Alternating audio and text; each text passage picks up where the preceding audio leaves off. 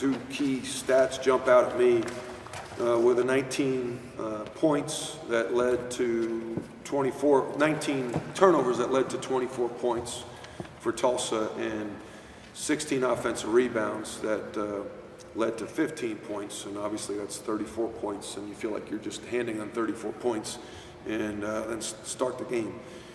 We turned the ball over way too much.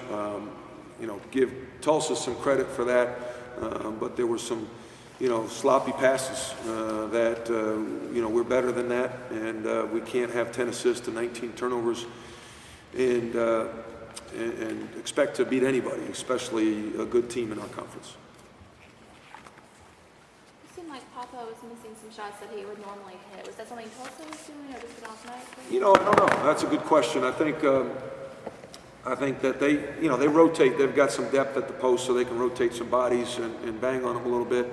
I do think that he did. We talked about that at halftime. Heck, Colin misses a dunk. Pop probably missed 3.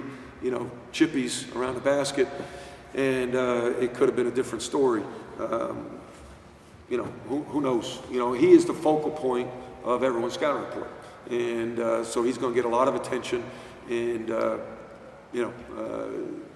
maybe he's just too quick. I don't know. We'll have to see it on the film, but he definitely missed some easy ones around the basket, which is obviously unlike him. That 17-4 run at the start of the half. Well, there was a 17-4 run for them when they really pulled away, and that was really fed by turnovers. Mm-hmm.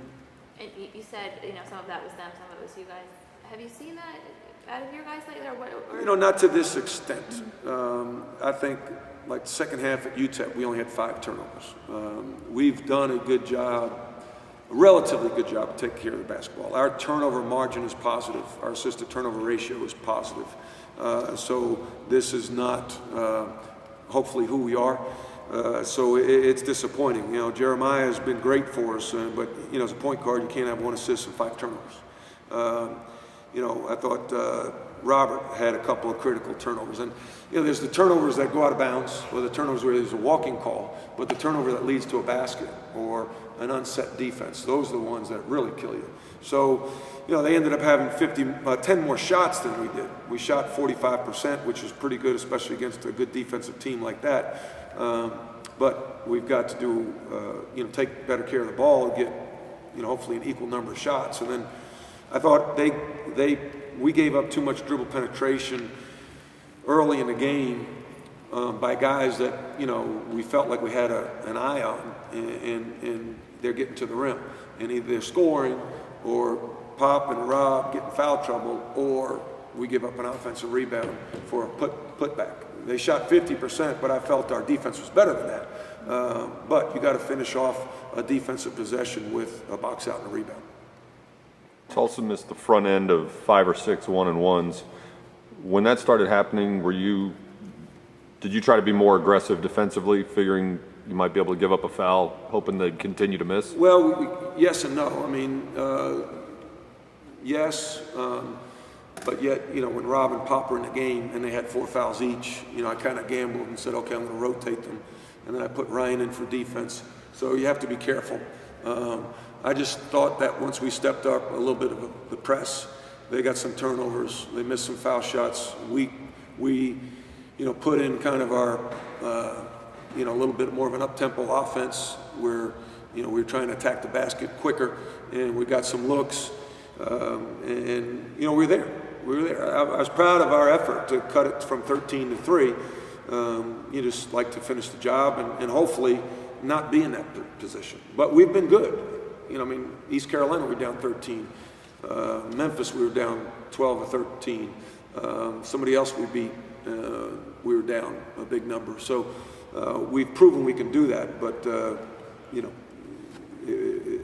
weren't able to overcome it tonight. A technical in the first half was pretty fast. I didn't think about officiating. You just said a magic word. No, I didn't actually. I didn't. I think I just got airborne a little bit too high, and Duke was not used to me getting up that high. So, the good thing about being a college coach, you don't have to pay for fines. In the NBA, I would never get a technical because I couldn't afford it. But here, I didn't mean to get a technical, but I thought that, young man walked, and Pop got called for a similar walking violation down the other end. And, you know, it's a hard job they have. I wouldn't want to be official. I mean, at the end of the game, we'll watch tape, and yeah, they'll miss some. I'll miss some. And, you know, it's an emotional deal. And I thought, actually, I thought the technical might have got us going a little bit, Yeah, too. I wondered if maybe you did that on No, not that one. Not that one.